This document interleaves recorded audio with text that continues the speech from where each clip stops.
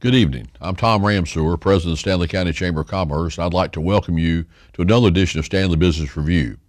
And today I'm pleased to have as my guest Ed Shimpock, owner of Seven Oaks Doors and Hardware in Oakboro. Welcome, Ed. Welcome. Thank you for the welcome, Tom. Glad to have you with us, sir. And Ed is, in addition to being involved in many community activities, you're on the Chamber of Commerce Board of Directors, the Executive Board, Vice Chairman, and Officer. We appreciate that support.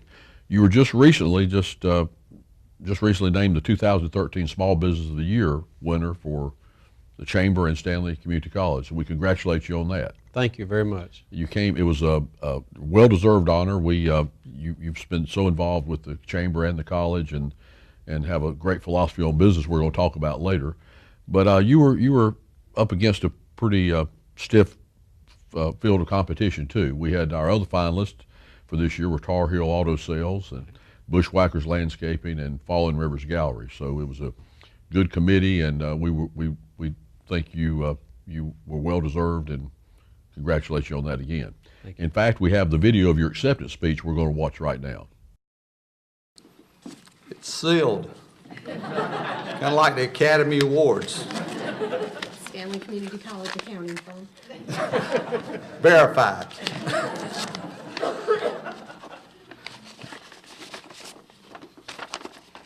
And Dr. Kays, would you be kind enough to read the winner? That, but you put on your glasses. Well, that's okay. I want to be able to see.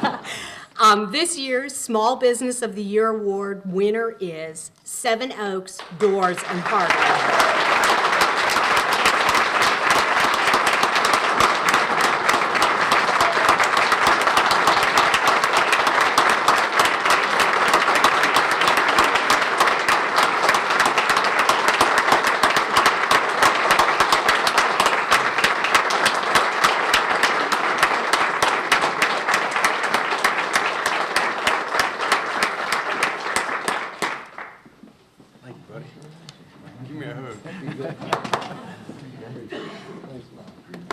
I'll hug you too, Tom. Plenty of hugs to go around. Wow. What can I say? Well, I knew I had 1 in 4 chance of this, so I wrote some notes. Woo. I don't know what else to say except, wow, this is such an honor. Thank you, Tom Ramsewer, Chamber of Commerce, Tom George, Bill, Dr. Kays, and the secret screening committee. Thank you. To be known as a finalist was exciting in itself, but to win this is very special. It's a dream come true. Each of the other finalists are outstanding businesses in our county. We've got Chad and Rebecca Little here with Bushwhackers, and Nancy Life with the Falling Rivers Arts Gallery, and my friend Larry Balcom. If I didn't sell doors, Larry, I'd really like to be in the car business. I think he knows that. I like cars. But these are very, very good organizations, and they're to be applauded. You're very, very good people. You carry yourselves well, and people think highly of you in this community. It's needless to say that you're here today. I want to repeat some of the things you said and I said in the video because it's the same stuff. Seven Oaks Doors and Hardware started 24 years ago as a dream, and it was a dream of Foreman Rushing and myself to deliver brand name commercial doors, hardware, electronic access control, and toilet partitions to the aftermarket promptly and accurately and at a fair market price, and also to service our customers and clients with product application knowledge. Now, what I just said was our mission statement that we wrote 24 years ago, and we have not wavered for that in 24 years, and I think the consistency in the friendships we've built over the years is why we have been able to do what we've done today. From day one, there was a lot of sacrifices and efforts made to see this company succeed.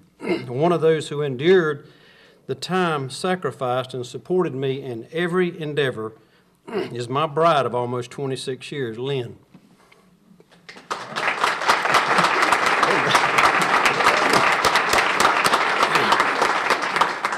Without her support, I wouldn't be here today. I can assure you that. Seven Oaks Doors and Hardware has created and maintained, as the video said, 18 jobs. We've added one more for Stanley County in the last couple of weeks. So now we have 19 full-time jobs and 2 part-time jobs here in Stanley County. And I'm blessed today to have three of my long-term employees with me, David Hill and Robert Parrish and Joan Underwood. During the recession, we increased our advertising and expanded our product lines with a major emphasis on electronic access control. We service a niche market specializing in the aftermarket.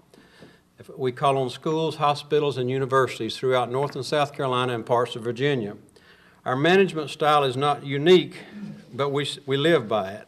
We empower our employees. We encourage leadership in each employee.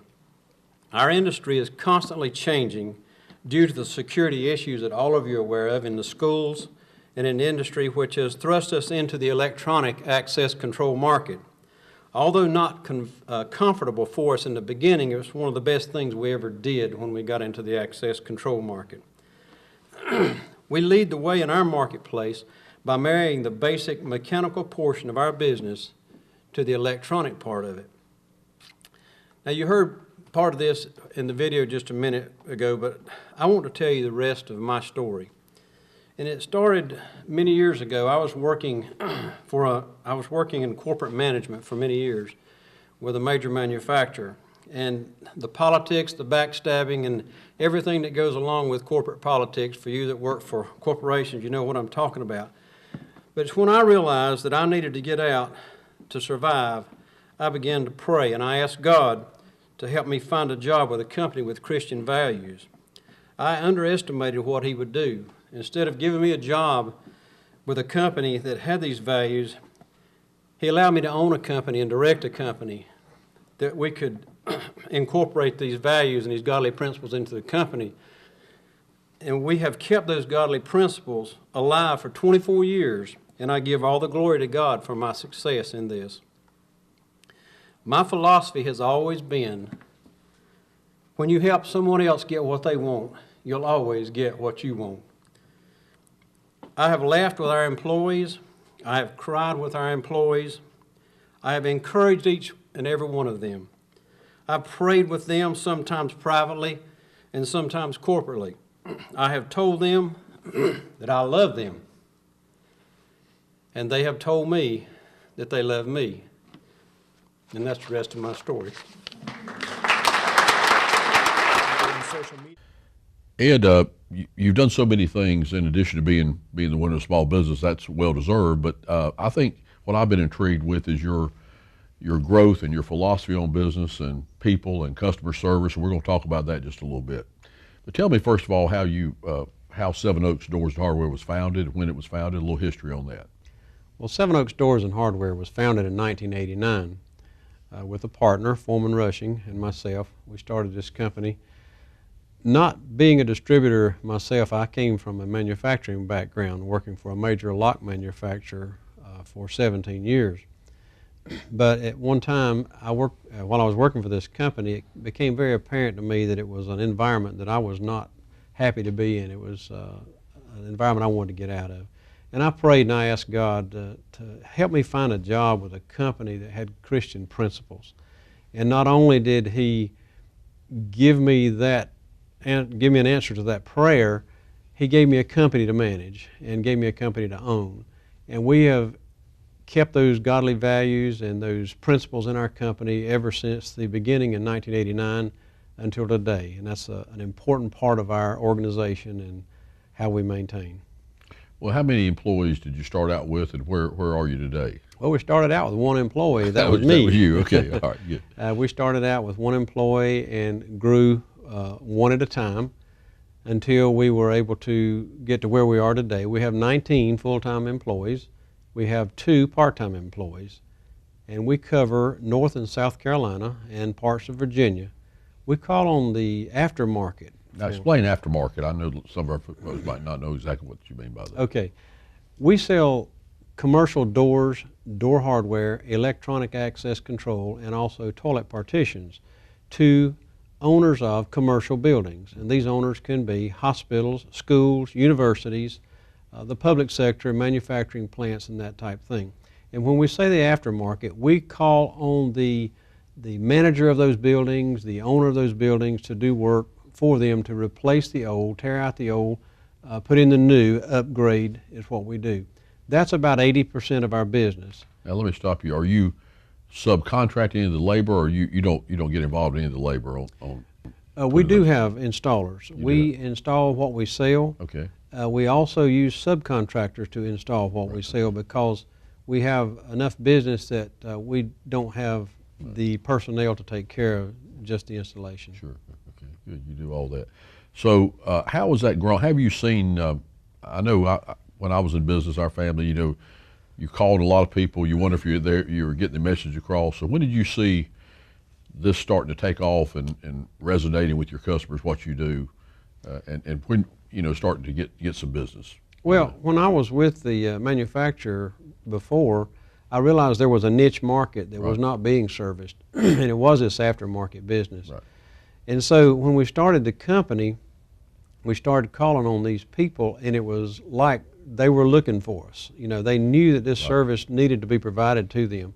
And because of our consistency in calling on these people at least once every 4 to 5 weeks on a regular basis, we became very friendly with them. We actually became their friend. They didn't see us as salespeople coming by to pick up an order. They saw us as a friend coming by. That could help them. with They their help problem. them with the problems that they have. The people in our company that go around and make the sales calls are very knowledgeable on the products that we sell and install.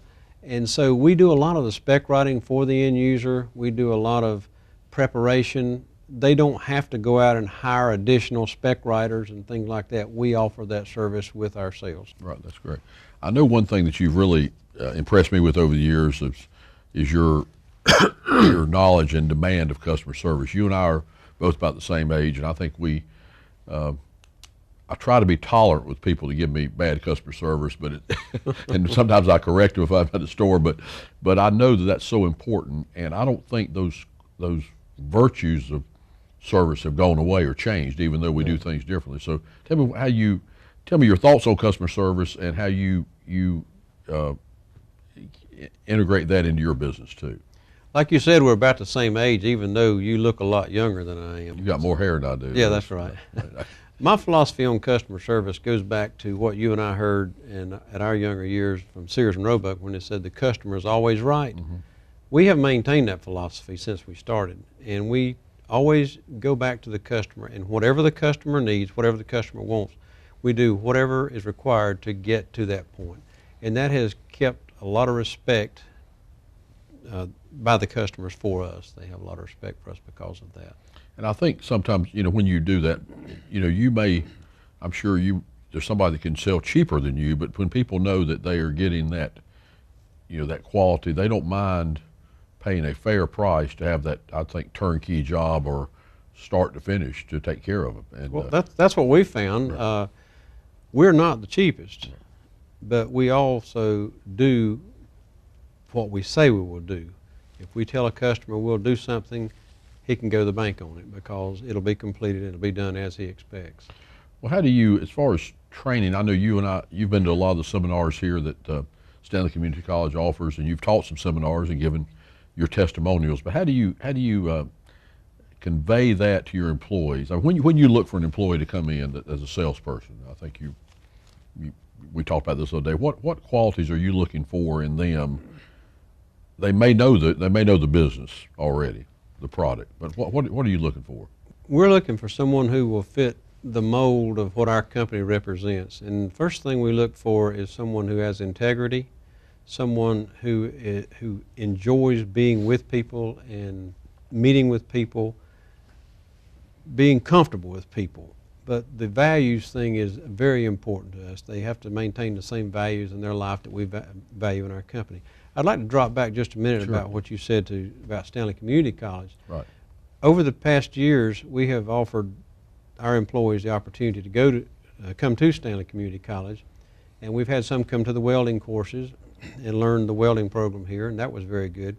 And my assistant, Kathy Hatley, came here to the business administration program, and she did the online for several years and graduated here with her degree in business. And I thought that was quite an accomplishment for her to work through the school here to get that while she was employed with us. Right. Well, that's good, and that leads to my question. And let me back up too. I think you and I both know that the facility we're in right now, Stanley Community College, and all they offer is such a, a benefit to our whole community, not only the citizens, but the business and economic development. And I'm a real fan of this institution and what it does for so many people here too.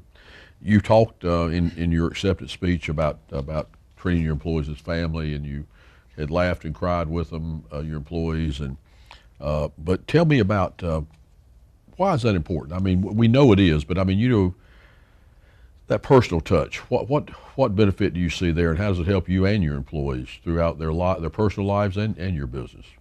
Well, my employees, I think, would tell you that I don't really get involved in their personal lives unless they ask me.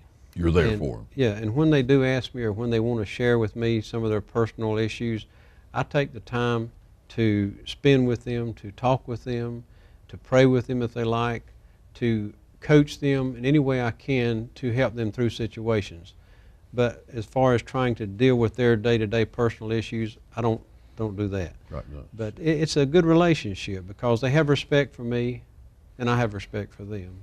It's a mutual thing. And I know the employees that you have that I've talked to are proud to be with you, and I think your turnover rate's fairly low too. So Yes, think, it is. I think that proves that.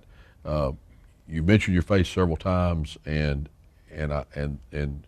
ethics and integrity, but I think that's so important that you're not ashamed to profess that to both on TV and to others and to your employees. I think that's what I think people are looking for, good, strong mentors, regardless of what they believe. They can see that in you. So I appreciate you sharing that with everybody you have a chance to. I know one thing that I'm going to tell a story too about how I first met you. I'd actually known of your father when I was in Concord, and Reverend Ed Shimpock. I didn't know him personally at that time till I got to know him here some, but I knew that he was a Baptist minister. So I'd known of you and your family.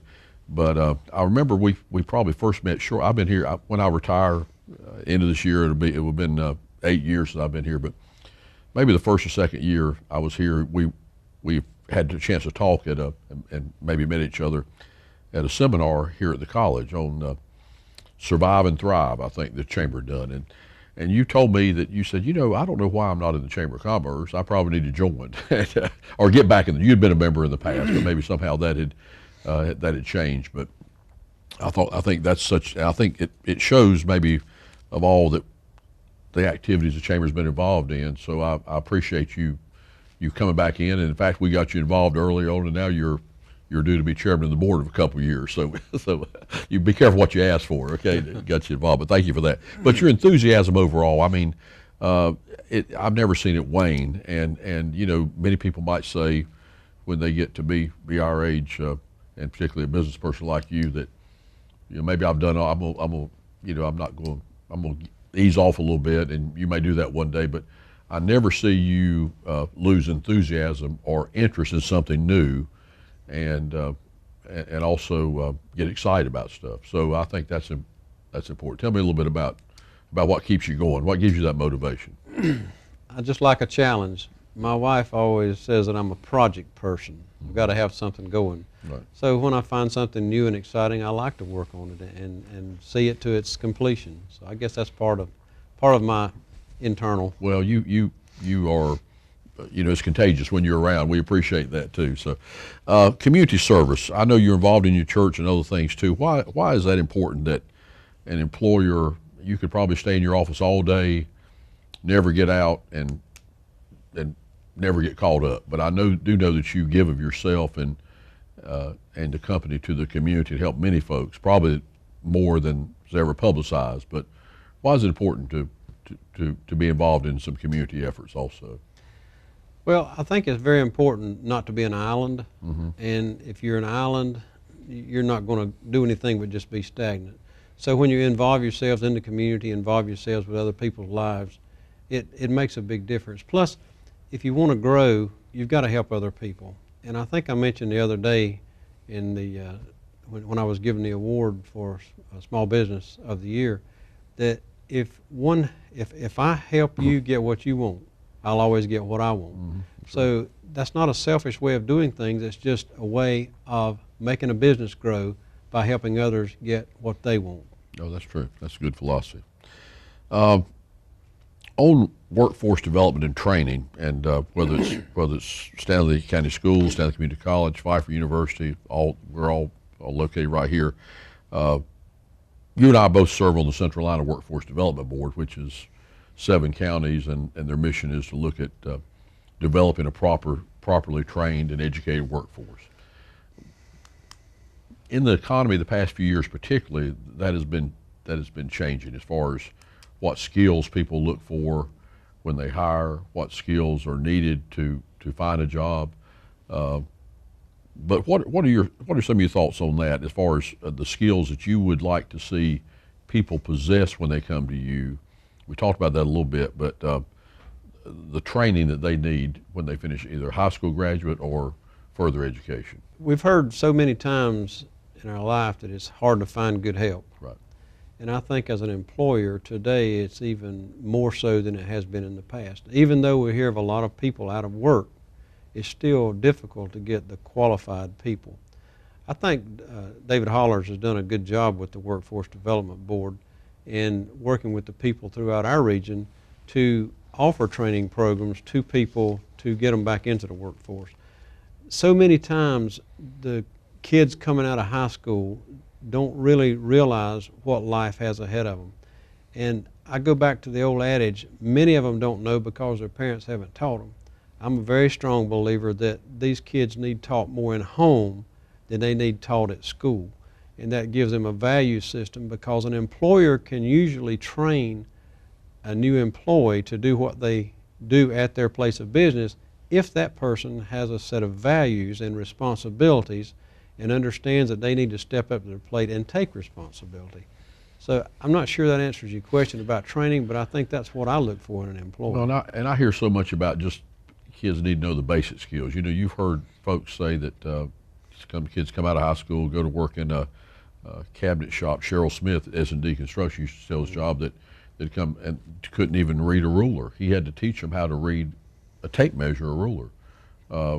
Maybe that's because it was they'd been taught the metric system other than the basic.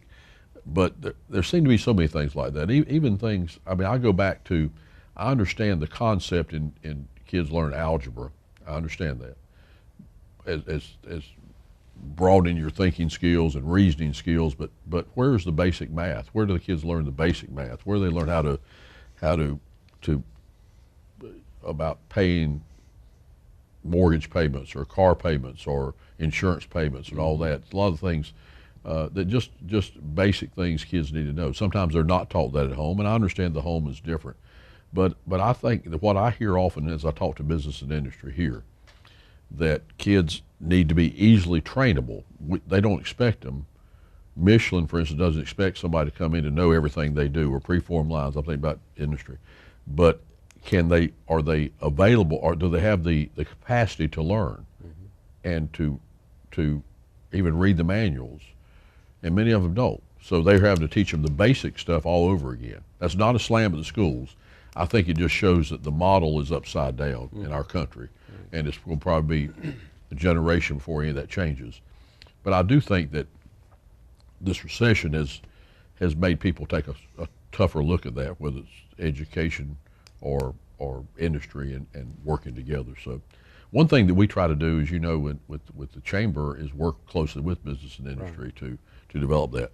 But some of your thoughts, I wanted to ask you one more thing I meant to ask you earlier, but what are the challenges? I know there are joys in running your own business. There are also challenges. You must like it or love it because you wouldn't be doing it. But what are some of the if somebody wanted to start their own business, what would you tell them to be prepared to do? Well, if they're going to start their own business, they need to have a strong source of backup income or capital. Right. It's very difficult to start a business without some form of a backup capital. And then once you start to hire new employees and your company grows, I think employees are probably the biggest challenge for an employer. when you get the right employees and they're in place, your business clicks and things work. If you don't screen and put in good people to support what you do, then your business is going to be constantly struggling, and the owner of the company will have to be the center of that company forever. My objective at this time in my life is to move myself out of the center of my company, and I am so blessed to have the employees that I have. We have a group of employees who actually, if I'm not there, they don't miss me, and I think that's great because You've empowered them. that's right. Our philosophy is to empower the employee, and they run the company, and that's what my objective has been for many years, and is starting to take place now. So I think a person that's starting a new business just needs to take it slowly. Sometimes people will try to see a big picture too quick. I think you just build on what you do daily. Set a mission, write a mission. We wrote down a mission statement 24 years ago when we went in business. Tell me what you wrote it on. Wrote it on a piece of yellow paper, and I've still got it in my desk. I know you told that story. And we've not wavered from it, and it makes a difference that you know what you want to do and stick with it. Well, and planning for that, if somebody can have a great idea, and I talk to a lot of folks at the Chamber that are interested in starting their own business to come to me, and Tom George from the Small Business Center here at the college and I work closely together, because if somebody comes in with what I think is a reasonable idea, and I've kind of filtered it some, I'll send it to Tom. But many times you'll hear, and our country allows us as a free enterprise system to sink or swim. Many times people come in and say, I'm going to start a restaurant because people tell me how great a cook I am. Well, that's, God bless you, but you might want to keep cooking for your family rather than starting that business. But then many times people don't have the capital, or they may say, well, I think I can get a small business loan, but then they say, well, I've got all this against my credit, and there's no set aside. It's got to all be impacted. There's no free money. We know that. You'll hear Tom George say that time and time again. So but there's nothing wrong with going with that if you don't have the capital and don't know what's going to happen 6 months down the road, if nobody walks in the door or nobody calls you, you're in trouble. Yep. And so I think that people have to be prepared. If you go, your business, everybody should have a business plan or a mission. If you have to borrow money, it's got to be pristine. People are not going to, they might say, well, Ed's a good guy, but it's not going to come from the gut anymore. It's going to come from what they think they can do. So I encourage people to really use the resources that are there if they're interested in, and it may be tough going. I mean, I'm amazed how many people have survived during this economy, but many have thrived too. So, but I know it's gratifying to you to see what you and your team have accomplished over the years. Well, the team has accomplished a lot together, and we're in a growth pattern at this time. We've expanded our offerings to our customers into the electronic access control business. Good, I want to hear about that. And it has to do because of the security issues that you're very much aware of in schools, in hospitals, and universities, everywhere. People want to know where you've been, who's coming in, all these kind of things. So you're always being watched, you're always being monitored, you're always being allowed or disallowed to go through a door. So we have grown in that area. We are teaming up with a couple other companies to involve ourselves or tie ourselves together when they do the cameras and they do the monitoring, and we do the locks, we do the doors, we do the things that makes the building physically secure. And you all can work together. We work together with these companies, yes. Ed, I want to, as we start wrapping up, you've been a resident of Stanley County the vast majority of your life. I guess you're actually born in Cabarrus County, but you've been in Stanley County many years. You've observed many changes in our economy and from being a predominantly textile community. You've seen when Alcoa employed 500 plus people, and a lot of other things have changed. So we are, we like many counties have struggled on economic development and trying to put our best foot forward and market everything. The Chamber, the EDC, Convention and Visitors Bureau. What would be some of your suggestions? What do you think can and should happen in Stanley County to attract more business and industry, or to retain what we have here now? As far as growth within the county, I think that Stanley County and the people involved, and the state also, to give us the 4-lane highways to Charlotte and from Charlotte, and also the airport. We have a grand airport here. These things that have helped us to get people here more easily. And I think with those things and the EDC working to attract more people into the region, and people like you and me just telling our friends about what a great place Stanley County is, and encourage them to look at Stanley County when they think about relocating or starting a business. It takes individuals, it takes people just like you and me telling other people. Nobody's going to pick up a calendar pick up a map one day and say, I think I'll just put a business there. There's somebody has touched them to make them make a decision. No, I think you're right. And I think with all we have to offer, a lot of the pieces of the puzzle are in place. I think some of the value added, certainly the airport, the Air National Guard, that continues to grow annually, more employees. The lakes and the UREs, I think, are value added, because there's a story that I heard that when preformed line products came here, the main reason they came here, the owner was the gentleman that ran the chamber and the economic development was merged then. He had a lake house, and he took the owner there several times. And he loved the lakes, and that was probably the end result why he chose Stanley County. He wanted to be on the lake, and but it takes a lot of people spreading that good news. Yes. We will never, I don't think, Ed, be, when you're a layer out from Charlotte, and we're one over, and we won't have interstates. If somebody's got to jump on the interstate right then, we're not your market. But if they don't mind, having some other advantages and accessibility to interstates and airports and Charlotte, that's okay. So, but I do think that I think you're right. If we all kind of work together too, I think it's good to make things happen and spread the good news, right? Spread the good news. I'm going to ask you one more thing. What do you see as your long-term goals for Seven Oaks Doors and Hardware, say in 5 or 10 years? What would you like to see them be? Where they are now, growing? Well, I would like to see Seven Oaks Doors and Hardware doing what we do now, because it has worked for 24 years, and I think it'll work for another 24 years. And in doing that, I would like to see the company grow physically as far as more jobs for more employees. But I would like to see it make a difference in the security within the school systems, within the public sectors. I'd like to know that we have made a difference over the years. I would like to know that we're more involved with the access control, knowing ways to do things more effectively in securing buildings. I'd just like to see it a happy place that people come to work every day, enjoy what they do, and by then I'll be 75 years old. I'll be moving out and let these people run it from there on. Right. That's kind of right. what I'd like to see. That's true empowerment, right? You're empowered. I'd like to see them take it and run with it.